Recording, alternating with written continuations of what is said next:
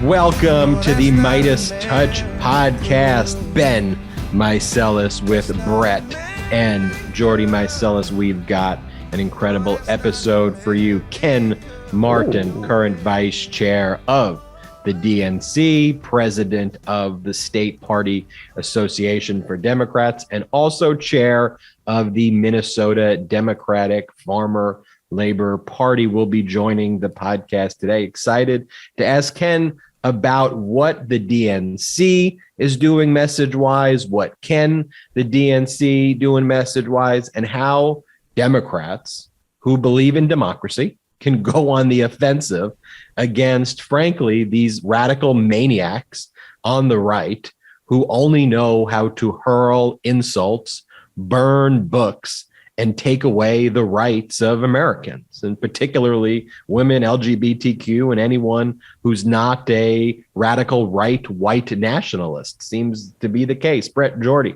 how you doing? See, Ben, that's the kind of language we need to be hearing from the DNC. That's the kind of language we need to be hearing from all of you guys and all the Democrats. That's what I'm talking about right there. But Ben, I'm doing good. Jordy, how are you doing? Had a good weekend, had a busy weekend. We got a lot of incredible developments right now. A lot of you can't ask me how I'm doing and then not let me at least say like, "Hey, I'm doing well." I was thinking the same thing. Jordy, how are you? Great to talk to you, Jordy. Fantastic. Man, I wasn't done. I was still in the toss. I was still in the mid toss. Yeah. Well, if that just isn't a microcosm of the show, I don't know what else is. My arm was still back. I didn't throw the ball yet to you. Okay, let me throw the ball to you. Jordy, how was your weekend? Tell us all about it. What's new with your life? We're doing well. I'm really excited to be on the show today. We got a great show. I love when folks from the DNC come on here because look, quite frankly and quite candidly, I think the members of the DNC are well aware of the criticisms that they receive, especially on socials, especially on Twitter, from fellow Democrats, that the messaging isn't hard enough, that they're not doing enough. And when the members of the DNC come on here, they know that we're not going to lob them easy questions. We're going to get to the grassroots of it, and they come prepared. And it's really awesome to see. So I'm really excited for this interview. Boom, I like that expression, getting to the grassroots of it, Jordy. It's a good new expression that you just made up there. Yeah. But it's like Jordy's the marketing guy, you know? Yeah. Like grassroots tired, grassroots wired. Well, I think it's two things. I think on the one hand, I don't think people know really what the DNC is and thinks that the DNC somehow actually is like empowered to implement policy, which is not what the DNC does. I think some people think the DNC could like lock people up. Why is the DNC doing it? Why are these people running free? Come on, DNC. It's like that's not what they do. Let's but look, Democrats, though, do need to speak with a unified voice on issues. And one of the things I'm excited, to talk about during our interview is Democrats are a big tent party where we welcome diverse views and divergent views, and we have debate and discussions of how we can make a more perfect union. But within that, we shouldn't cannibalize ourselves and our party to allow the polar extreme of what we want. Whereas we may have differences over degree and implementation on our side, the other side wants to destroy us. So can we not allow those people to be elected so you have no rights? And I want to put the responsibility also on our listeners, on you, because here's the deal. The messaging, yes, there's messaging that comes from the DNC. There's messaging that comes from the White House. There's messaging that comes from the House and the Senate. All that is true. But there's also messaging that comes from you. And you play a role in this. You are also responsible for getting the message out. And you are also responsible for putting forward positive messaging and not tearing down other people in our party and not tearing down other people that are working hard to save our democracy. And I know we get frustrated at times, and there's a lot of developments and various things and various people who are attacking our democracy. But to me, I don't think it's super healthy always to be like attacking the January 6th committee and act like they have some sort of ulterior motives. Like, I think the January 6th committee, while we get frustrated at times, I think they are a force for good that is working to preserve our democracy. And things like that, like, we need to remember that we are on a team right now. Unfortunately, politics is a team sport. But guess what our team is? Our team isn't the Democrats. Our team is America. Our team is democracy. So that's why, not because of a party, not because of one man, not because of a president, but that's why we have to stick together. And that's why we need to be screaming from the rooftops the good things we want to do for people. And that's why we need to break it down so clearly, like how Ben did when he opened the podcast, about what Republicans are doing. And in that way, that presents the issue in these culture war terms that voters understand on an emotional level. But I want to kick things off also by going through just the good news that we had today. I mean, today was a great day for democracy overall. A lot of incredibly positive developments. We got Sloppy Steve, guys. Sloppy Steve being booked by the feds. That is a incredible development. We have Alex Jones. He was found liable for his vicious lies on the families of the Sandy Hook victims.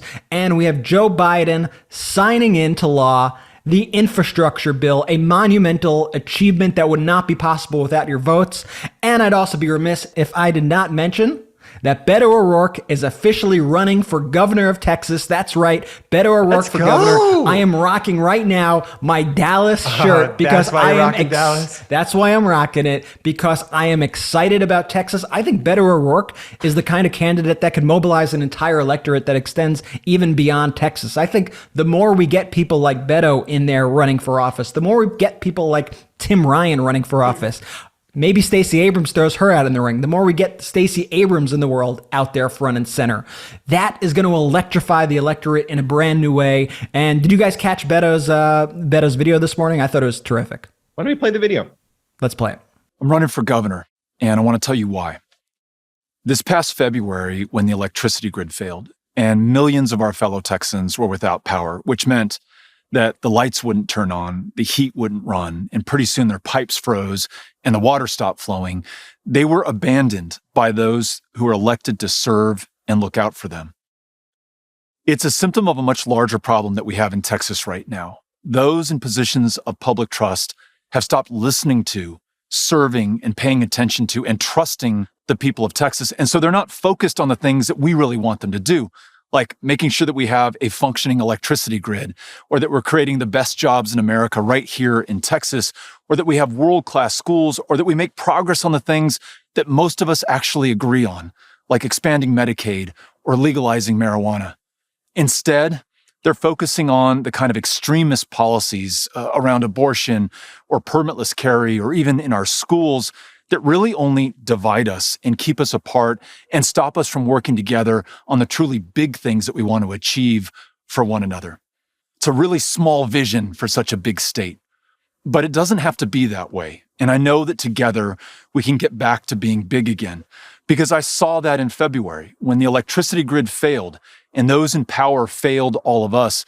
It was the people of Texas who were willing to put their differences behind them and get to work doing the job at hand, which meant helping our fellow Texans get through that crisis. We did this out of a sense of duty and responsibility to one another. Now imagine if the governor of Texas felt that same way. Well, there's something that you and I can do about that. I want you to be part of this campaign.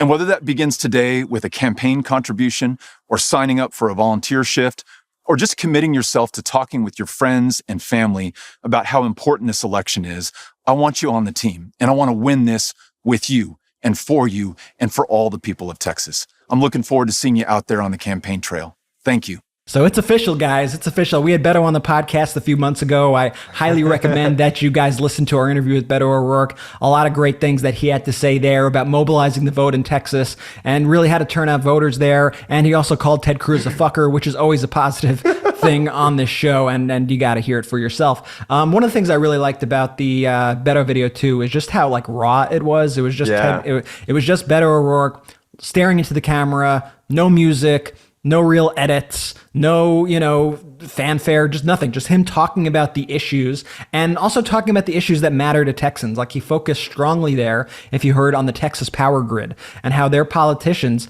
have been fleeing them in Texas and leaving them in the dust, while it was picked up for the citizens' responsibility to actually take charge there. So I think that is a brilliant strategy to be focusing on those issues that are affecting Texans on such a grassroots level. And that's what we're saying. And that's why I think Beto is going to be such an impressive candidate. And hey, it's going to be an uphill battle. It's Texas, right? But things have been moving in our direction, and he is an electrifying candidate. And I think going back to my messaging point, I think it's on all of us to be spreading Beto's message. You see that ad of his, retweet it, send it to all your friends, let everybody know, call your friends in Texas now and let them know, make sure they're registered. That's where you come in this aspect of the game. And you could say, oh, but his policy on this, his policy on that, I wonder if it's going to resonate with Republicans and independents. Cut it. Highlight the good things about him, talk about issues the way Beto's talking about the issues, and get the message out there. I leave that to you. Empower yourself to do that. I have a tagline for Beto. I hope he takes it. Ready? It's, hey, dork, the only sure bet is Beto O'Rourke. Good one. We'll workshop that. Yeah, we'll definitely workshop it. I think he did a fairly good job on his initial video, not going in that direction, but I hear you, Jordy. You hear about the recent poll from One Poll from November 2nd, examining how COVID-19 vaccine has impacted people's relationships with their loved ones ahead of the holidays this year. According to the poll, 3 in 5 Americans will be banning unvaccinated relatives from family gatherings. I'll ask you how you feel. I would definitely be in that 3 of 5 Americans category. And it would be, one, because they're unvaccinated and because of the health danger that they pose. But 2, I don't really want to hear their exactly. I don't want to hear their just anti-science, ridiculous conspiracy theories. And this brings me, Brett, I'm not sure if you saw, lots of people are talking about Joe Rogan this, Joe Rogan that, recently. But I saw this comedian who just did an incredible job on the Joe Rogan show. His name is Bill Burr, and Joe Rogan's. Yeah, and this is a learning lesson here. I wouldn't just play Joe Rogan clips if this didn't have a learning lesson. But let me show you, Democrats, how you stand up to a bully like Joe Rogan. And so Joe Rogan starts going into his views on the show about, why he thinks that vaccines aren't effective. And Bill Burr basically goes, shut the fuck up, Joe Rogan. He goes, you're sitting there in front of this American flag background talking about science. You're not a fucking scientist. I'm not a fucking scientist. We listen to the scientists. The scientists tell me to wear a mask. I'm going to wear a mask. If the scientists say get a vaccine, I'm going to get a vaccine. Look at you over there. You're smoking a cigar and just shooting shit. I don't need to hear that from you. Play this clip because it is great. You want people to walk down the street with a mask on? Let's not start this, John. Do you, though? Let's not start this. Okay. Let's start it. I don't want to start this bullshit. I'm not going to sit here with no medical degree, listening to you with no medical degree, with an American flag behind you, smoking a cigar, acting like we know what's up better than the CDC. All I do is I watch the news once every 2 weeks. I'm like, mask or no mask? Still mask? All right, mask. That's all I give a fuck about. It's really brilliant. I mean, that's how you got to talk to these people, right? That's clear message. By the way, something the Democrats could learn from, and something that all of us listening could learn from. Brett, because I want to. This is a teaching moment.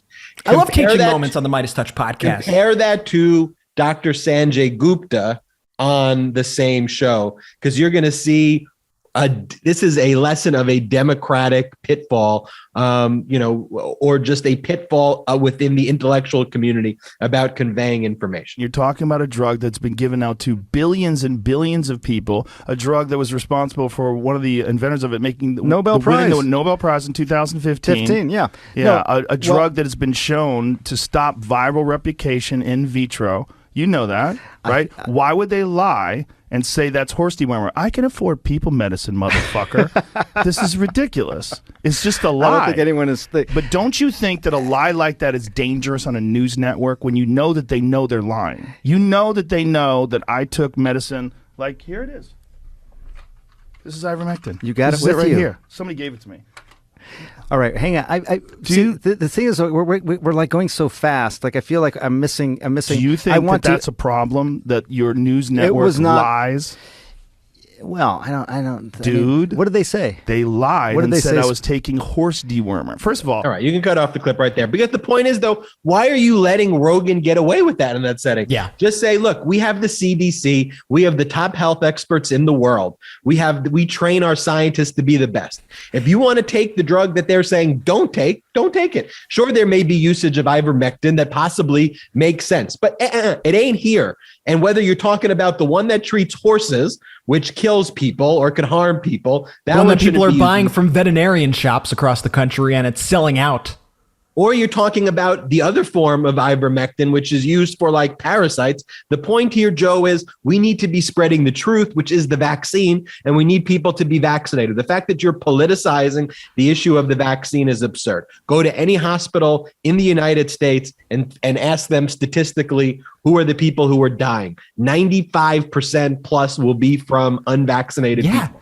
And that, by the way, and that's the difference between speaking like a human being and speaking like a robot, and people tune out one and people listen to the other. And by the way, it's exactly why so many people listen to Joe Rogan, because he might say some fucked up shit and he might make no sense by actually what is true and factual, but he says it like a normal person and he delivers it as if he's speaking directly to you. And when Sanjay Gupta's like, yeah, well, actually though, if you, that's funny, Joe, if you check the studies though, and look at the footnotes on the FDA studies that they recently released, because you'll say, it's Joe, you're so right, but let me like you get nowhere with people. Like, stop intellectualizing everything and cut right to the point, and then you will get your point across. We need to be able to deliver our message in a few words, not in long diatribes, not in footnotes on scientific literature. We need to be able to be as direct as Ben just was. Yeah, just okay, Joe. Lead your lemurs or your lemmings to the to go over the cliff. Go for it. You want them to die? I'm telling you, as a scientist, here's what the best scientists say. Jordy, what we saying? No, I was just gonna say this. The Bill Burr clip. Going back to that really quickly. It's so frustrating. Not Bill Burr, because Bill Burr crushes it. Joe Rogan's reaction, that giggle. Because that giggle tells you everything you need to know about Rogan. He knows exactly what he doesn't buy this bullshit. He's preaching to an audience that does for his own fucking grip. It was such a telling moment, Jordy, and you're so right. It's almost like, remember those video games growing up? I'm thinking about like Mike Tyson boxing, where you kind of hit him in there, like they have like one spot. Like that, if you hit them there, like they get crushed. Yeah. And so and then they get crushed. And then they kind of get dizzy. That's exactly what Bill Burr did. Bill Burr cut through the bullshit. Rogan wasn't ready for it. He punched him right in that spot. And then the response by Rogan was to laugh, because he knew he was exposed in that minute, and he knew he was an asshole. It's like a little kid when he's called out. It's the perfect summation of this strategy, and this strategy working, and somebody just being caught, just totally caught. On another subject, I think let's talk about Sloppy Steve for a little bit. Sloppy Steve Bannon, who was booked by the feds this morning. I think one of the joys that I have, aside from watching Steve have to turn himself into the feds, is knowing the next thing that's going to happen, because I listen to Legal AF podcast and I listen to you and Popak. So my expectations were set, and I was actually amazed by, I shouldn't be amazed. You guys are always right, but by how accurate everything that you and Popak said would happen, how all that did happen and come to fruition. Like literally, step by step as to what happened with him surrendering himself today is exactly how we had described it. And so Bannon booked himself, and then he was, released under certain conditions, and which is really what you and Popak have been saying this whole time. And here are the conditions under Bannon's release. He has to check in weekly with pretrial services. He has to live at his stated address. He has to surrender his passport. He cannot travel outside of DC without notifying pretrial services, and he cannot travel outside of the continental US without court approval. And so what did Bannon do? Bannon tried to be defiant. Bannon came out there swinging like he always does. I think he was live streaming him turning himself in on Gab and on his podcast network or whatever it is he's doing these days. And here's the thing. I believe that everything that he said today could and will be used against him by prosecutors. And I think that he is constantly digging a deeper and deeper hole with his words. I mean, today he said that, these are his words, that there's going to be a misdemeanor from hell for Merrick Garland, Nancy Pelosi, and Joe Biden. He said, Joe Biden ordered Garland to prosecute me. Nancy Pelosi has taken on Donald Trump and Steve Bannon. She should ask Hillary Clinton how that turned out. I think that's a not so veiled threat by Steve Bannon. Bannon also saying that we're going on the offense, stand by, immediately making me think of when Trump told the Proud Boys to stand back and stand by. I mean, he is trying to now incite violence. He is being so brazen and is going on the attack against the rule of law, when at the end of the day, all you had to do was follow the law and this wouldn't have happened. But Bannon likes this fight. But here's what I'll say about that also. I don't give a shit what Bannon likes. I don't care if he likes this, if he doesn't like this, if he's going to be able to fundraise off it, if he's not. I really don't care. All I care about is I want to see the law carried out. I want to see this man held responsible, and I want to see Steve Bannon be made an example of, so that other people now know that they have to cooperate with the January 6th committee, or they will suffer this sort of legal action, 2 years in prison, whatever else is coming Steve Bannon's way. And I hope Steve Bannon does keep talking. Keep spouting your mouth, because every time you keep talking, you're going to make things worse for yourself. Absolutely. Look, we told you on Legal AF he was not going to go and be locked up today. I mean, we knew that, we just knew the procedure about how these things, typically go down. But as Brett said, there are some significant conditions. And if we know people like Bannon don't really follow rules, so let's see if he's able to comport. Here's the one. Why couldn't they do this one condition though, guys? Can't they make the guy take a shower? Have you seen the way this man looks? The guy's got it. So grody. When do you think the last time Bannon showered? Like weeks, months? I'm not even like being facetious here. Like the guy looks absolutely disgusting. Did you see the guy behind him, Jordy, holding the sign? What did the sign say? It said, well, it said coup plotter. But there was someone's head. Can you pull up the image? There's someone's head obstructing the photo. And so it says coup otter. And so I think we have a new nickname for Steve Bannon, and he is now officially the coup otter. I just want to say, no offense to otters. Otters are very cute. But picture Steve Bannon as like a disgusting otter who's let himself go and has no friends. And if an otter threw his life away, he becomes the coup otter. The coup otter. I think the coup otter name can stick. Anyway, this podcast is brought to you by BetterHelp. That's HELP.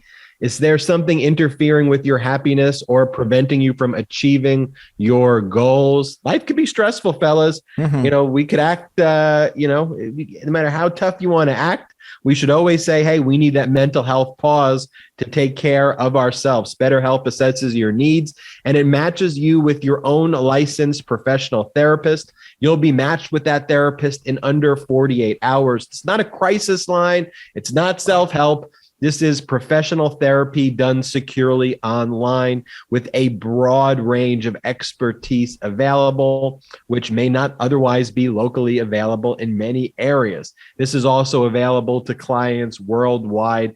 You can log into your account anytime, send message to your therapist, and you'll get timely and thoughtful responses.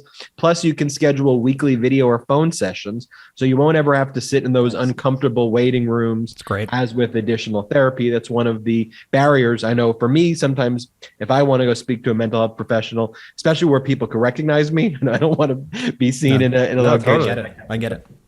It's more affordable than traditional offline therapy. Financial aid is also available. BetterHelp wants you to start living a happier life today. Look, you can visit their website, betterhelp.com/reviews. Got some great reviews there of tons of people who share my experience with using BetterHelp. But visit betterhelp.com/Meidas. That's BetterHelp/Meidas, and join over 2 million people who have taken charge of their mental health with the help of an experienced professional. In fact, so many people have been using BetterHelp that they are recruiting additional therapists in all 50 states. And here's the important thing. There is a special offer for MeidasTouch listeners. Get 10% off your first month at betterhelp.com/Meidas. That's betterhelp.com/Meidas. Meidas. Let's bring in our guest for the show, Ken Martin. Ken Martin is the vice chair of the DNC, president of the State Party Association for Democrats, and chair of the Minnesota Democratic Farmer Labor Party. In other words, a very busy guy. Ken, welcome to the MeidasTouch podcast. Thanks so much for having me on. I really appreciate it. You guys are busy. Thanks for all the work you've been doing. Oh, anytime, Ken. We're just doing our small part here. Before we brought you on, we were talking about this interview between Joe Rogan and Bill Burr. And Bill Burr's retort to Joe Rogan's insanity on COVID, we just thought was so succinct. Let me read it to you. This is what Bill Burr says. He goes, Joe, I'm not going to sit here with no medical degree, listening to you with no medical degree, with an American flag behind you, smoking a cigar, acting like we know what's up better than the CDC. And Rogan was really put on his heels there, and we were talking about like Democrat messaging. Why can't it just be that simple, Ken? Well, it needs to be that simple. The reality is we've allowed a bunch of these jokers from the far right to act like they know better than the CDC and medical professionals and local public health professionals around this country. We've allowed them to act like experts to define this issue, and we need to punch back. It's exactly what we need to be saying. We've got candidates running for office here in Minnesota who, are basically pushing some of the craziest conspiracy theories around vaccines. So these anti-vaxxers who are running for office up and down the ticket throughout the country need to be held to account. We need to speak very clearly with one voice. We need to listen to science. We need to listen to facts. We need to listen to doctors and public health professionals, not a bunch of politicians who think they know best. You say we need to speak with one voice. And I think one of the problems we see is what the kind of right wing, we never call them conservative because I don't think they're conservative people, but they seem to speak their craziness, though, with one voice. Whatever their message of the day is, they're all doing it, from even DeSantis, who we call Death Santis, saying stuff like, let's go, we have names for everything, who says, let's go, Brandon, to the people in the churches, these GQP right-wing, churches saying, let's go, Brandon. And it seems on the Democrat side, like we have this group saying this and this group saying, hey, you need to say it this way. Like, what could we do? And with your position in these various organizations, like, how do we unite the message, though, and just say, hey, these right wingers, they're radical. These are crazy people who want to ban books, who want to kill your families. Like, how do we get on the same message here and speak? Well, first off, we need to be willing to throw a punch. And I'll come back to that in a second. But we also need to acknowledge the challenge within the Democratic Party, right? We are a big tent party. We are not homogenous, both as it relates to ideological diversity, both as it relates to racial and ethnic diversity, both as it relates to geography. We, as a Democratic Party, our greatest strength is the fact that we're a big tent. It is also our greatest weakness because it does not allow our party to very quickly and easily come to one specific message point or one specific talking point. It's much more complicated, although I would say, it should not be complicated for us to throw a punch back. And when these people lie and spread misinformation and disinformation, to call them on their bullshit, call it out loud, and make sure that we're throwing back and not allowing them to define us. And I think one of the critical lessons from this last election cycle in Virginia, New Jersey, throughout the country is that the Republicans, because they have been better adept at messaging, have been able to define the Democratic Party on cultural issues, CRT as an example, policing as an example. We cannot allow them to do that. And so we need to punch back. We need to punch back aggressively. It's one of the things I appreciate about the work that you guys do. We need more Democrats to follow your lead. We need to stand up and not allow them to define us. Now, again, it's a much harder thing to do in practicality because we are a big tent, but we need leadership from the top. We need leadership from the White House, the DNC, from all of our sister committees and others to say, look, we have to come together despite our differences, define who we are, what we're fighting for and why, and then punch the Republicans in the nose. Let's talk about punching them in the nose. So let's pretend we're, in a boardroom together and someone goes, Ken, you talk about throwing punches. what does that mean though in practice? What punches, should we actually be throwing? I get it. We're good at rapid response sometimes. But like, what affirmative punches can we lead the news cycle with about our adversaries? This radical right wing that, truly, in my view, wants to overthrow democracy and would be incredibly harmful to America if they're come in power. We've seen it in the places where they control. Well, look at this. The far right in this country is just, January 6th, they're now trying to whitewash the history there and paint a different narrative now about what happened on January 6th, which was a violent attempt by a mob of right-wing extremists to overthrow our government, right? We're not talking about that anymore, right? Democrats want to go on the offensive and talk about Joe Biden and all the great things that he's doing for this country. And we should be doing that. Don't get me wrong. But it doesn't have to come at the expense of holding these Republicans and the right wing accountable for their actions or their lack of action. But in this case, the insurrection, which has quickly gone out of the consciousness of Americans at this point, because we're not reminding them of the fact that the right wing in this country has engaged in trying to overthrow our government. There's a whole host of issues where I think we could go on the offensive, but when we leave a void in the public discourse, i.e. around some of the issues I mentioned earlier, it allows the Republicans to define those, and we have to be present in those conversations. That means going on the offensive against Republicans and reminding folks what they have or haven't done over the last 4, 5, 6 years and longer. And Ken, how much of it do you think is a messaging issue, and how much of it do you think is just the natural ebbs and flow of what's happening in the world right now? I mean, inflation is a global issue.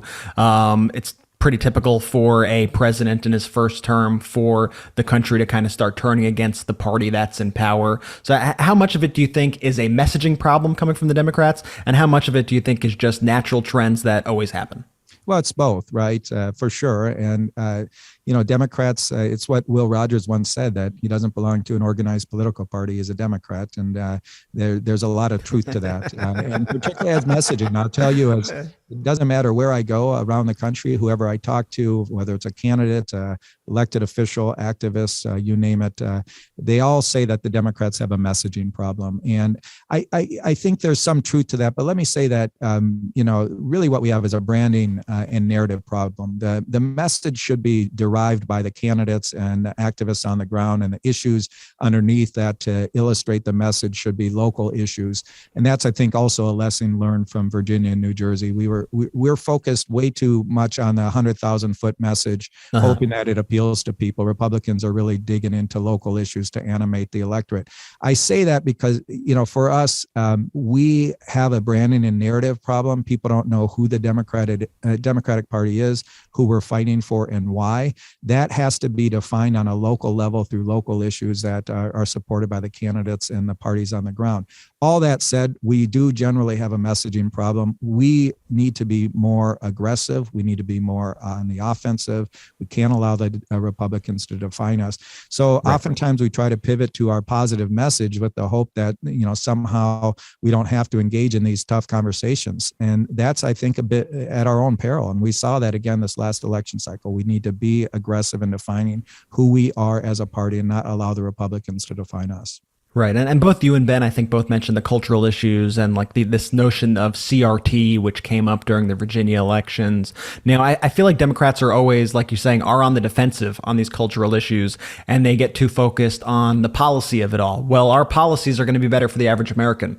But what I would like to see personally, I would like to see Democrats go on the offensive on cultural issues and start setting the cultural conversation in the same way. Like Ted Cruz talks about Big Bird. We could laugh and mock at him all you want. The news media was talking about this Big Bird thing all week long. It was the cold open of Saturday Night Live this weekend. Right. And so it is going into the cultural consciousness when they do this wacky stuff. What cultural issues should we be targeting? I'll give you my opinion kind of out the gate, but I'm curious to get your thoughts on if you think this is effective. But I think the banning books situation, I think that is an incredibly scary thing, seeing these Republicans across the country in these districts, banning popular books and burning books in some cases. I think the things we see with Michael Flynn going around the country saying that the United States should be a Christian theocracy and that there should not be any other religions, I think runs so counter to the United States of America that all believers and non-believers could both get around. I mean, do you think those are powerful issues that we could be mobilizing people on? Like, hey, the Republicans want to ban books from your school district. And not only that, but not only is that bad because these books have sort of, racial overtones to them that they are scared of kids reading. But guess what? Your kid isn't going to even get into college if they didn't read these books. They're not going to know the curriculum. They're not going to be as smart as other kids who are learning these things. They're also not going to be prepared to enter a society that is multicultural society. Our country's becoming more diverse. Our world's becoming more diverse. And how are we setting our children up to succeed if we've completely whitewashed our own history, right? And so, look, critical race theory, we all know that's a construct that is a fabrication by the right. There's no such theory being taught in our schools. But the reality is that we shouldn't allow them to create this manufactured crisis and then use it to essentially enact policies that would be a steady march towards fascism. I mean, when you think about Hitler and the rise of a lot of these, far right fascist dictators in our world's history, censorship is a big part of it. Censorship of the media, censorship of literature and the arts, and really trying to create an alternative narrative. And there's a real danger in doing that and not teaching our own history. I use an example here in Minnesota, where I'm from. I went to school at the University of Kansas. I did not find out about a period of our own history in Minnesota until I went to school in Kansas.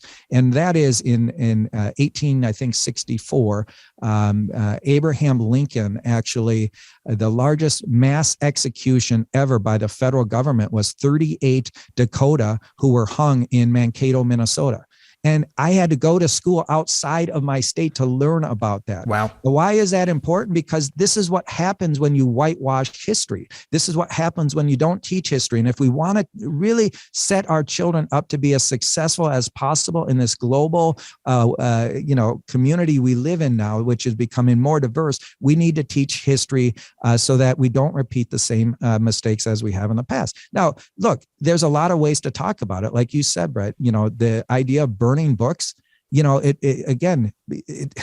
think about all those visuals of book burnings in the past and what that led to around the world in terms of our world history. We need to be reminding folks that this is all part and parcel of a design by the right wing to censor the media, to censor arts and literature, to censor the public so that they're not getting the true story of where we're heading. It's just despicable. But I think there's a whole host of issues you could use to illustrate that. Let me talk about police reform for a moment, right? Yeah, please. The Republicans and the far right have done a wonderful job of defining this as defunding and abolishing the police.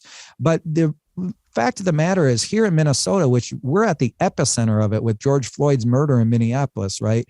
Here in Minnesota, no one wants to defund or abolish the police, but people want police reform. They want regulation in policing. And that's true of Republicans and Democrats and people throughout our state and throughout the country. Yet we've allowed the Republicans to define us on this issue in saying anyone who wants reform or regulation is for defunding or abolishing the police. That's where we've got to be much more aggressive in defining ourselves on these issues, because when they define us, now we are in the box on the defensive in their frame, in their narrative. We've got to set the narrative, and Democrats are terrible at that.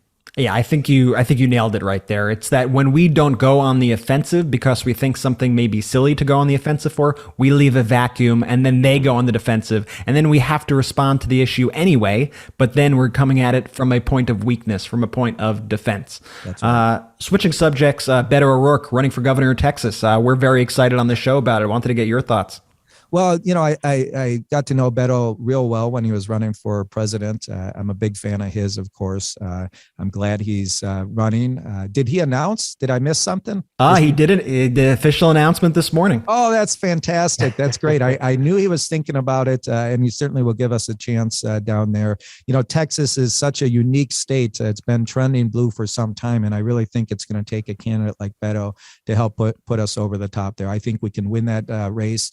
The demographic changes down there are significant. And, with the good candidate, the right message, who runs, a high energy campaign as he has in the past, I think he can do it. So that's great news.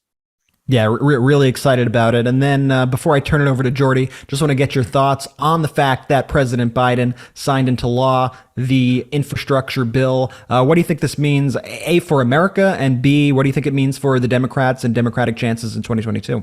Well, it certainly doesn't hurt, but the only way that we're going to see the benefits of that is if we're talking about it. And frankly, that starts at the White House. It starts with our members of Congress and others. This is a BFD, as Joe Biden said. This is a big fucking deal. At the end of the day, the reality is this is the largest infrastructure bill to pass in our nation's history ever. Right at a time when we see crumbling infrastructure throughout this country, roads and bridges and wastewater treatment plants. The impact it would have on broadband, the impact it would have on airports, ports like the Duluth Seaport up on Lake Superior. All of these pieces are huge infrastructure projects that we've been waiting years for. And so this is not only great for the American infrastructure, it's also great for workers. It's going to put thousands of people across the country to work, hundreds of thousands of people, make these critical investments in our infrastructure that are going to last generations. And it didn't happen under Republicans. How many weeks in a row did we hear Donald Trump and the Republicans say that this was infrastructure week and they couldn't deliver? It didn't even happen under President Obama. It didn't happen under President Bush. It didn't happen under President Clinton. It happened under President Biden because he was focused on bringing together and building a coalition. And it was bipartisan. There were Republicans who supported this as well. But in my home state of Minnesota, every Republican voted against this bill, as in many parts of the country. And we can't let them off the hook on this. As our roads and bridges are literally crumbling beneath our feet, Republicans voted against a bill that just a few months earlier they supported because it was being pushed by Democrats, and we cannot let them off the hook of that. Shameful. Will it accrue to our benefit in 2022? It will if we talk about it. And when these projects, which are shovel ready, start to get off the ground, people are going to see the tangible result of Democratic leadership on pushing this bill through.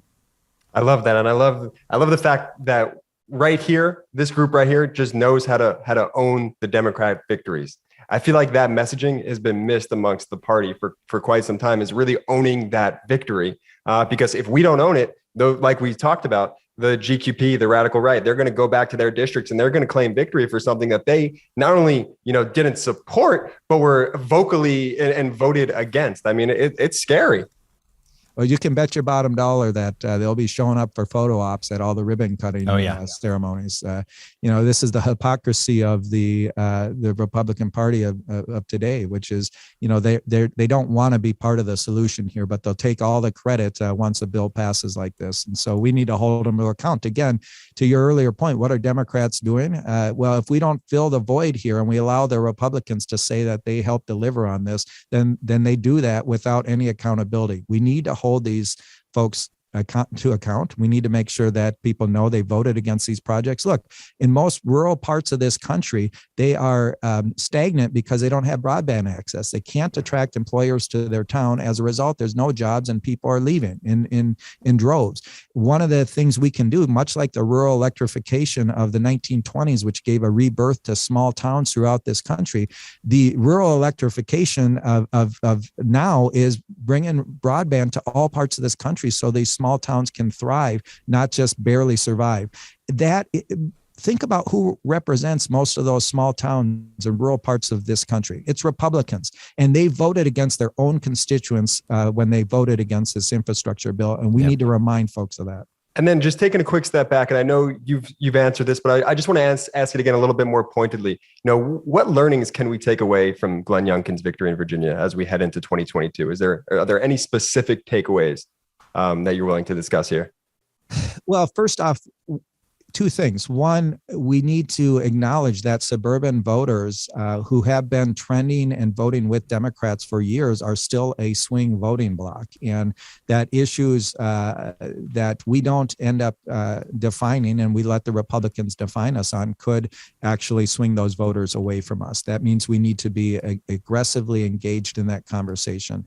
I do think that Terry McAuliffe stepped in it when he said that parents shouldn't have a choice or a say in their school, their kids' education. And look, some of that's about race and CRT for sure. But, another piece we need to acknowledge is that parents for the last 2 years under COVID have basically been paraprofessionals. They've been involved in getting their kids on Zooms and helping them with their homework and teaching them. And so the idea of saying, look, parents, you shouldn't have a say in your kids' education was not helpful at all. And but the second piece of that outside of the suburbs, which we need to figure out, is the rural parts of Virginia, the rural parts of New Jersey.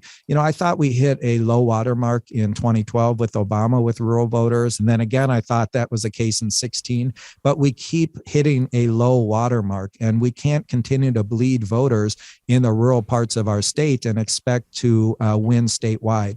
And so that means we have to be present. We have to be engaged in those communities. We can't just assume because it's voted red these last few cycles that it's just perpetually red and we've given up on those voters. And when we're not present, when we're not having conversations with them, when we're not competing for their votes, guess what happens?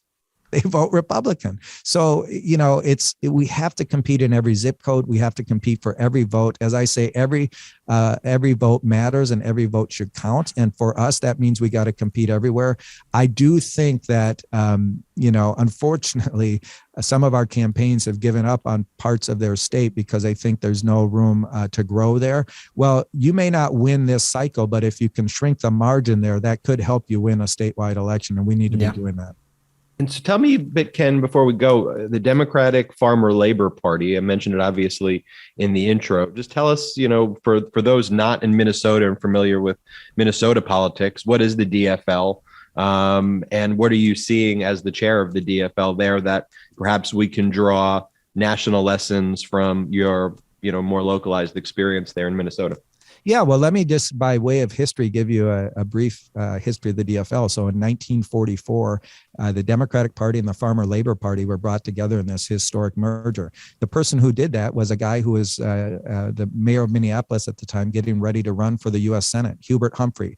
He wanted to run for the U.S. Senate. He realized that without merging these two parties, the Republicans would continue to win statewide. So it was born out of necessity to win statewide. But what it really signified at the time is really what parties should be doing, which is building coalition and bringing people in. I believe that you win elections by actually through addition, not through subtraction. And that's part of, I see what the Republicans have done out around the country, becoming more increasingly a shrinking tent party that doesn't welcome ideological diversity, that doesn't welcome dissent or debate. Our party, of course, and the DFL is really endemic of that. Our party is a big tent. We're all about building coalitions and bringing people in and welcoming folks from all spectrums in terms of their ideology and all parts of the state and country. And so I do think the biggest lesson for me as we move forward is that we need to continue to define what we're fighting for and who we're fighting for and why as a Democratic Party. But we also need to continue to bring people in. And that means we need to be welcoming to anyone wherever they're at on their journey. We also can't be purists. And I will say this, one of the things that's frustrating to me right now in our own state is some of the, I'm a Wellstone progressive. I got started with Paul Wellstone, but there's a leftist wing in our party right now that is really, very sort of pure on the issues. And, that's not helpful. We need to be unified and focused on beating the Republicans so we can build power around the issues that we care about. And so these divisions in our party are healthy, but they become unhealthy when those divisions exist, when it's a choice between a Democrat and a Republican. As Ann Richards said once, she said famously that she was a yellow dog Democrat. And she said this when she was running against George Bush. And what she said is if there was a yellow dog on the ballot with a D next to its name, she would vote for that yellow dog over a Republican any day of the week. And that's how I am, right? Because I know at the end of the day, any Democrat who is running is going to be far better than any Republican on the ballot for the issues that I care about, and frankly, for folks here in Minnesota and around the country. So, look, there's a lot of lessons to be drawn from the DFL, but the biggest is that we just continue to be a big tent and we try to bring people in and focus on the things that unite us and the things that divide us. And frankly, Ken, for the issues that the radical right pretends they care about. I mean, if you look at the economy, under the Democratic administrations is where we have lower deficits and better economies at the end of the day. So even their issues we're better on, and we just have to, I think, message it better. That's the summary I get from this interview right here. Well, that's exactly right. And, any thoughts, ideas you have on that, please send them our way. We need them desperately. I think there's the last thing I'll say on the messaging piece. There's a lot of, great studies and books and, a lot of hand wringing and always a conversation about messaging. When push comes to shove, it's just about getting in the arena and doing it. There's no perfect message, but if people speak with their hearts and they go out there and they fight hard for every vote and they actually have a conversation with the electorate and not just a one-sided affair where we're trying to educate voters using a lot of stats and facts and reason. If we're really truly engaged in a conversation with voters, we're speaking from the heart about what our values are as a Democratic Party, then there's no way we lose in that conversation. But we tend to be a little bit elitist in how we talk about issues. We don't engage certain people because we think they're lost forever. And we refuse to go on the offensive and punch someone in the nose because we think we're better than that, right? Instead of trying to win the argument, right? Let's try to really appeal to the hearts and minds of voters in a way that they understand, and most importantly, in a way that they can relate to. And that's our biggest challenge as Democrats right now. There's no doubt about it. I'm glad you guys are doing what you're doing because you're speaking in real terms to real people about real issues that are impacting their lives. If more Democrats did that, we would win. Ken Martin, we'll leave it at that. Thank you so much for joining the MeidasTouch podcast. Thank you for having me. Brett, I love the interview with Ken, and I think some of your ideas there, there was one comment that was made when people rate and give a 5-star review of the MeidasTouch podcast. Mm-hmm. And I know Brett and I look at those like religiously every day. So, you know the exact review that I'm talking about. And listen, if you're out there, please give this podcast a 5-star review and actually review it. It helps with the algorithm. And the actual algorithm, not like the algorithm that the judge believes exists in the Rittenhouse trial, where he doesn't realize how Apple zoom in features work. But anyway, there's one person says, look, the MeidasTouch, we appreciate everything you're saying, but also make sure you realize that you are the messengers, and help deliver some of these messages affirmatively. And we appreciate when you comment on what the Democratic messaging should be, but also tell us the message. And look, I think we do that. But Brett, I think the way you described it there, you said, look, the GQP is the party of book burning. What I said at the top of the show about the radical right and what they're doing. We need to set that tone and be unified as a party. Enough. Look, I'm looking at everyone here. Enough of Democrats cannibalizing each other. Mm-hmm. I noticed this with MeidasTouch right away, too. Like right when MeidasTouch started to take off, it just seemed like groups that either viewed themselves as, hey, we're more progressive than you, or hey, groups that thought we're more this than you or more that than you, just like trying to take shots at us when it's like, we're not taking shots at you. All I'm trying to do is get Democrats elected, So volunteering my time to get Democrats elected. Can I do that, please? So true. So true. And I hope you do listen to the language that we use, because we do prepare for the show and we do talk about these things internally. And when we do talk about how the GOP is engaging in book burning and book banning, when we do talk about how they want to destroy your children's curriculum so that they're not going to be ready for school, when we talk about all these things, these are part of the message. It's not just us spouting off at the hip. Like, this is part of the message that we hope you take away with it. We're not just saying words. We're not just like commenting on things. Like, we also hope that you leave this podcast armed with that sort of thinking, so that when you get in the dispute with somebody at your Thanksgiving table, hopefully who's vaccinated, and they say something along the lines of, well, Democrats don't care about education. You go, okay, well, why is the GOP trying to ban books? Like, I want my kid to succeed. I want my kid to go to a good college. I want my kid to go to a good school. Why want the GOP? Why none of them are going to pay for universal pre-K? Like, I think that would give our kids such a leg up if we had universal pre-K and we weren't saddled with debt because we wanted to get our kids an early start with education. Like, why isn't the GOP supporting this? If they're the party of education, why are they going to school boards? And why are they threatening members of the school boards? Why are they threatening and yelling at teachers? Like, these are the things that we need to be armed with. You need to be armed with knowledge, and we hope that our podcast helps you be armed with knowledge when you have all these various discussions.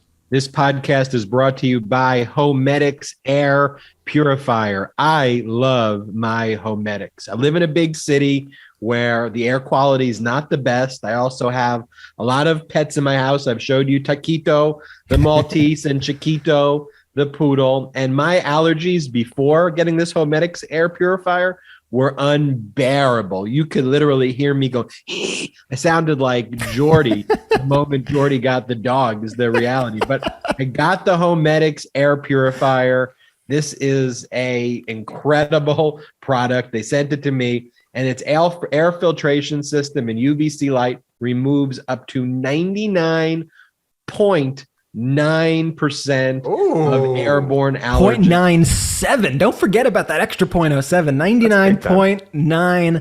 99.97%. It's 99.97% effective, which is far more effective than its competitors. How could I forget about that 99.97?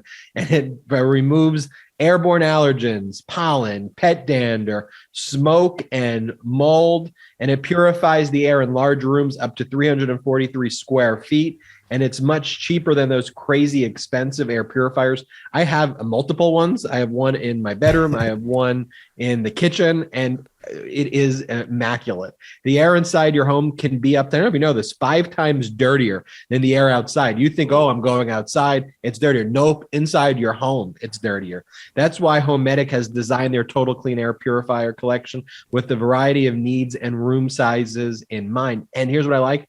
It's whisper quiet technology combined with the option to use the integrated aromatherapy makes for a more restful sleep. I had an air purifier before about 2 years ago, and then I'd stop for 2 years, and it would just go make a loud buzz noise, and it was like super annoying. And look, this is a family-founded business founded in Detroit in 1987. We love family-founded businesses at MeidasTouch, and it's got an A+ rating from the Better Business Bureau. So this is a brand you can rely on and join millions of customers who trust Homedics family to take care of their family. I'm super excited for you to try this out. I truly feel like I am sleeping better. So let me tell you, like the offer that one of the things that I love about our sponsors is that I could take a product that I love and I can give an incredible promo code that can make this. Let me tell you about the promo code.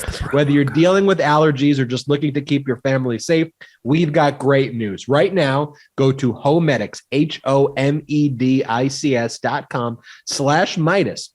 Use the promo code, you guessed it, Meidas. It's the promo code Meidas.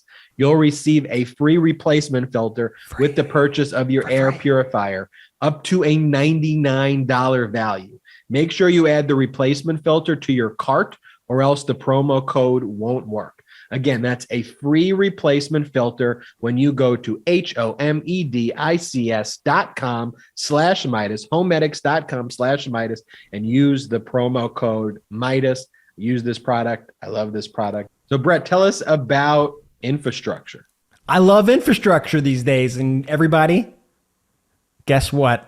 Anyone? Infrastructure Week is... It's Infrastructure Week. Let's go! Infrastructure Week is here, the long-awaited Infrastructure Week. And as we were speaking about with our fantastic guest, this is not just an Infrastructure Week, 4 or 5 years in the making. This is an Infrastructure Week that goes back president after president after president. This is something that so many presidents have been promising now for years and years and years.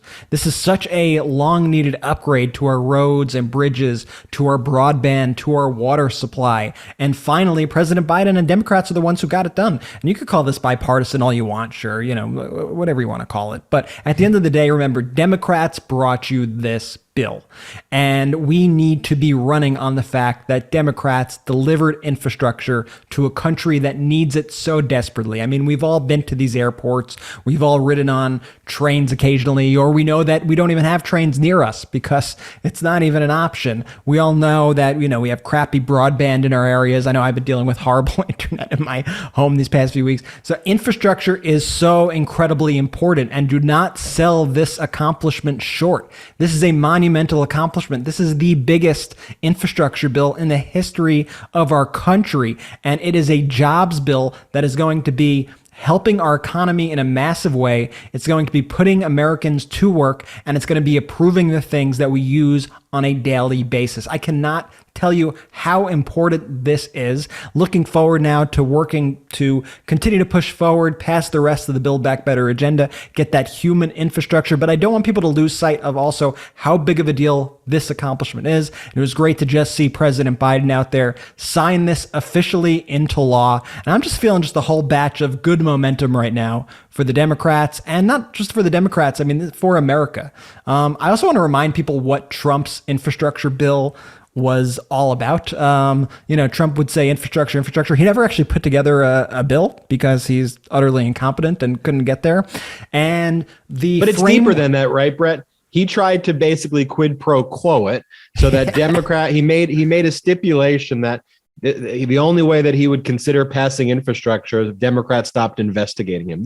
That's rarely talked about, but he put his own priority of himself over the United States of America's infrastructure. And had he passed that infrastructure bill, it would have been bipartisan supported, because the GQP, which really stands for nothing whatsoever, if it would have come from him, they would have agreed to pass it. But here by the way, it would have been fine, and I wouldn't have not supported it because it was Trump, which is the difference, by the way, between Democrats and Republicans. If there was a decent infrastructure bill that was going to improve our roads and bridges, I would have been like, sure, fine, yeah, of course. Great work. Of course. And by the way, Nancy Pelosi was on board with it. Chuck Schumer was on board for it. But what they were not on board for was the quid pro quo of, hey, stop investigating me and maybe you'll get some infrastructure. I mean, Trump held the country hostage over infrastructure, and his bill was a fraction of what President Biden's bill is, a fraction. In the language of the framework for his bill, he expressed something like, oh yeah, it's $200 billion of infrastructure, but that's actually going to create $1.1 trillion worth of actual, like things could just be created out of thin air. No, like we are actually finally getting the infrastructure bill that America needs. And now I hope we continue to go further with it, and I hope we continue to message it. And it just seems like now that every day passes, we learn more and more and more just of the horrors of the Trump administration, just of stories that are coming out that are truly, and obviously we all knew that this administration was awful in every single way, just completely corrupt, completely inept, completely malicious. But the things we're learning now are truly horrifying and speak to just how bad these things are. I mean, we're learning that in the beginning of the pandemic, and yes, of course, we knew a lot about this, but Trump was actively downplaying the pandemic. He had silenced the CDC. He tried to alter expert scientific reports and tried to delete the evidence that they were doing that. And we all know where that happened. Every single problem that we have in this country today stemming from the pandemic. And yes, that is the 750,000 plus American deaths. That is our supply chain issues, our inflation issues. That's the year plus of us being unable to see our families, us missing weddings, us missing funerals, all that stuff. It didn't have to be that way.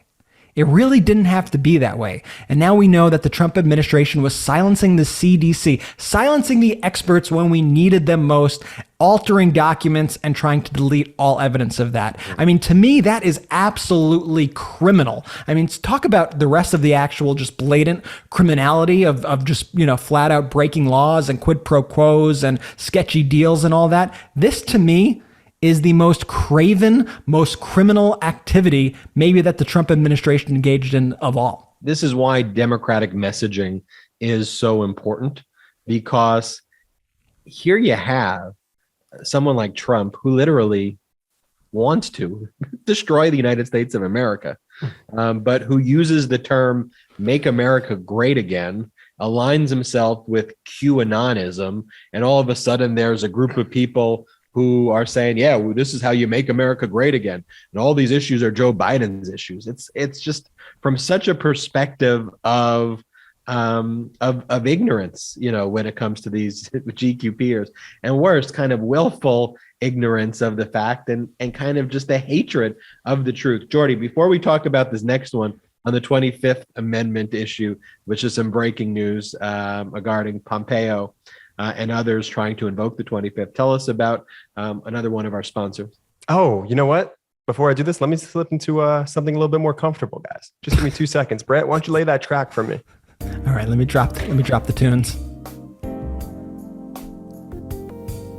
And Jordy's back now with a robe. Are you wearing a bathrobe? What's happening? Wearing a bathrobe with. I just wanted to slide to something a little bit more comfortable before we start talking about one of our great sponsors. That's All right, Jordy, break it down. Speak about it. Break it down. Adam and Eve. Hey, Midas Mighty, what's going on? Let me ask you a question. Are you getting enough?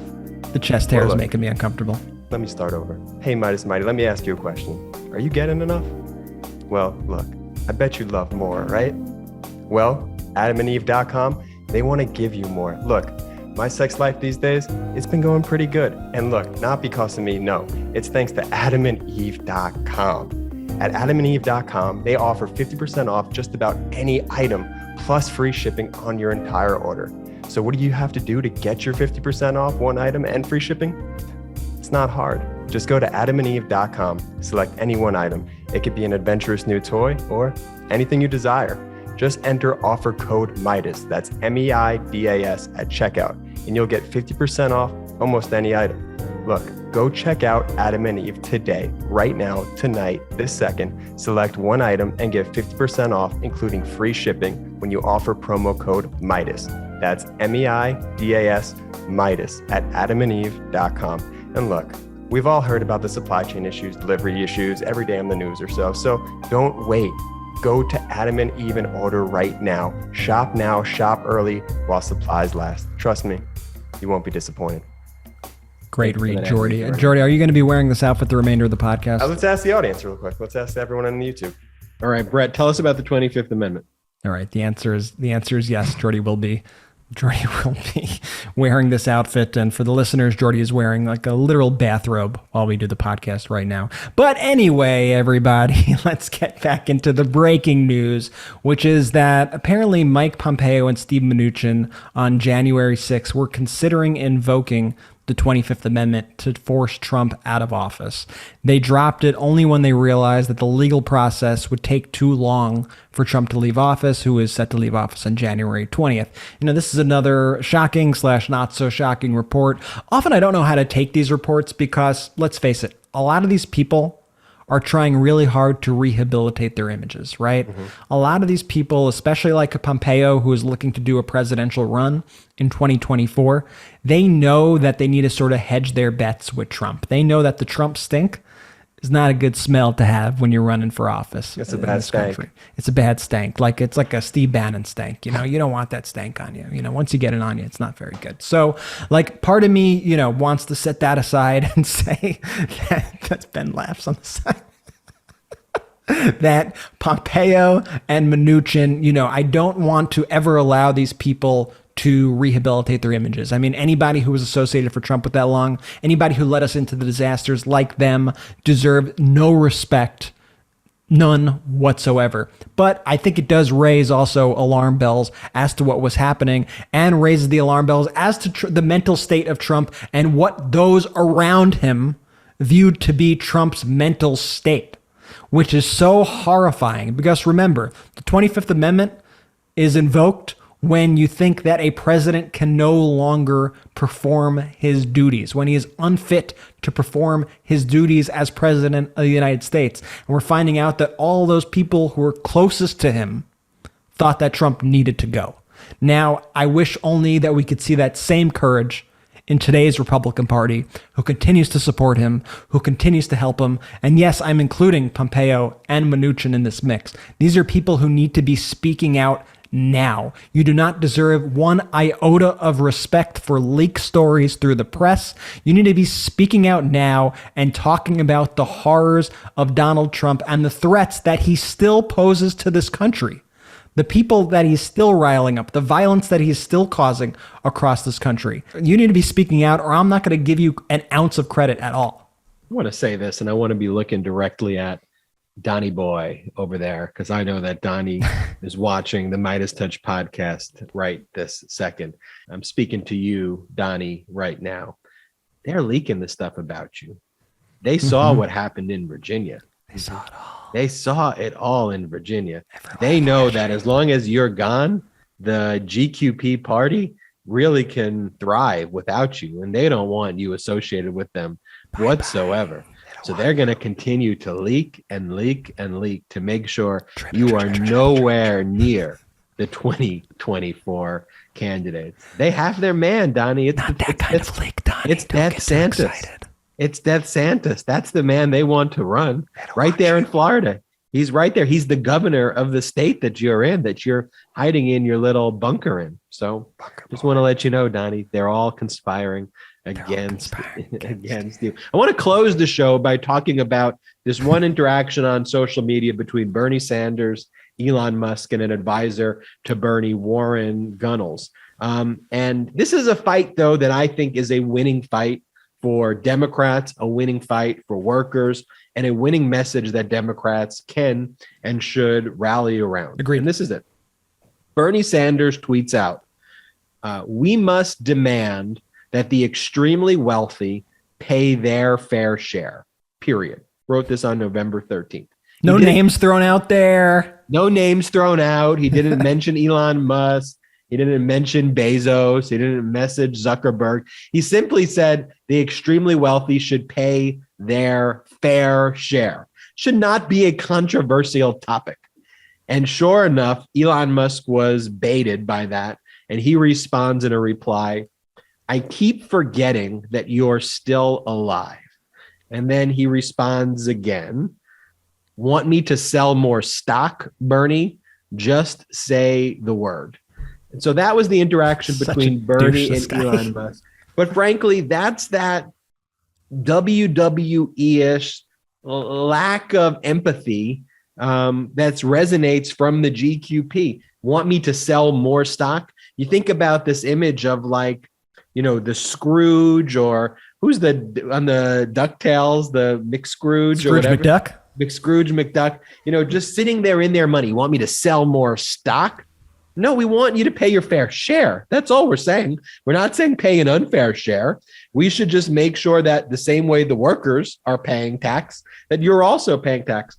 And then Warren Gunnels, an advisor to Bernie, summed it up great and funny, because I'll never forget that you'd be worth zero without billions in corporate welfare while paying zero in federal income tax in 2018 and becoming $260 billion richer during the pandemic. Yes, Elon loves, LOVES, corporate socialism for himself, rugged capitalism for the rest. And that right there is the final message I want to leave with you, the Meidas Mighty, which is every time the GQP throws around the term socialism this and socialism that, what they support is corporate socialism for billionaires. Yes. Billionaires are getting welfare at the end of the day. Billionaires are getting all of the benefits and all of the breaks, but our most vulnerable, not even just our most vulnerable, the middle class is getting screwed over by the GQP, who just supports billionaires like Elon Musk. And we could have a balance. And by the way, for the off chance that there is like a GQP person listening or whatever, you could shout, let's go Brandon all you want. Sure, have fun. You guess who's laughing at you? Elon Musk is laughing at you. All these people are laughing at you because they are taking advantage of you. They are using these cultural issues to drive a wedge between you and the rest of America so that they could bleed you dry. They are taking your money, and Elon Musk, to the tune of over $5 billion in federal subsidies, has taken your money to make his business operate. And he is a billionaire while you are out here struggling, blaming all your problems on the liberal media and Joe Biden. So I want you to remember that. And I want you to think about who is fighting for you. And when we speak about corporate socialism, I think that is the perfect framing. And I think all of you listening to this should frame it in that way. We don't want corporate socialism in this country. We want capitalism that works for the average American. We want Americans to have a chance to succeed and a chance to thrive. And if I could sum up this episode in any other way, we talk about messaging and the responsibility of the messaging, and we're messengers, and the DNC are messengers, and you are messengers. So I just want to leave you with this. Be your own messenger. You Be the messenger. Yes, we are messengers. You are messengers as well. And I want you to know that you have the power to make change in these daily conversations, whether it's at Thanksgiving dinner, whether it's online on Twitter, on Facebook, and our YouTube comments. You are the messenger. Be the messenger and be the change that you want to see, and support policies that help Americans, and do it unabashedly, and don't tear down others who are fighting in the same direction as you. That is my advice, and that's how I want to end the show here today. Great ending of the show. Thank you to our guest, Ken Martin, for joining the MeidasTouch podcast. Also, special thanks to our sponsors, BetterHelp. Use that promo code Meidas. Adam and Eve. Use that promo code Meidas. Homedics Air. Use that promo code Meidas. Check out our sponsors, support our sponsors. It absolutely helps the show when you go shout out the sponsors and talk about your experiences, learning about them on the MeidasTouch. We will see you. Oh, I know what I wanted to say before I leave you with this. I was going to say MeidasTouch is launching a new podcast with Lee McGowan. You know her as Politics Girl. I'm so excited to launch. All you got to do is search Politics Girl wherever you get. That's one word, Politics Girl. One word, Politics Girl. Yeah, check that out. Search, subscribe to Lee McGowan's podcast right now. Subscribe to Lee McGowan's podcast, Politics Girl, a MeidasTouch original. She has the trailer that's launching. Let's play it. Let's play the trailer before we go out. Everybody needs to see. Close them out with the trailer. Yeah, this is the trailer for the Politics Girl podcast. Subscribe today wherever you get your podcast. Check it out. Hey, this is Lee McGowan, but you probably know me as Politics Girl or Breakfast Rant. And although I'm not against hanging around in my kitchen doing political tirades, and will continue to do so, I want to talk about bigger stuff and dive into issues in a way that will inspire you to care about them and allow you to go out in the world and talk to others from a place of knowledge and understanding. So I'm doing a podcast. We're going to talk democracy soup to nuts in a way that will not only help us save it, but hopefully set us on a course to making it better. We'll have interviews with thought leaders and just leaders, and we'll talk about the best way to get our very young country, which is currently in the full throes of a teenage meltdown, on a better path. We have so much potential, but we're squandering it, and we have to get back on track. I know we've been told our whole lives not to talk about politics or religion, but when you think about it, what are the two things that cause the most problems in the world? Politics and religion. Yeah, maybe we should have been talking about these things way more. So that's what we're gonna do. The only people who don't want us understanding this stuff are the people who benefit from us not paying attention. And they have had more than enough unsupervised time to screw things up. Thank you very much. The more we talk, the more we understand. The more we understand, the more we care. The more we care, the more we vote. And the more we vote, the more our democracy belongs to us. The Politics Girl podcast is a MeidasTouch original podcast launching November 16th with new episodes dropping every Tuesday. Listen to the show anywhere you get your podcasts. I'm excited. We're in a fight for our country. We sure as hell better know what we're fighting for. Podcast. Woo! That's amazing. See you next time. Shout out to the Meidas Mighty.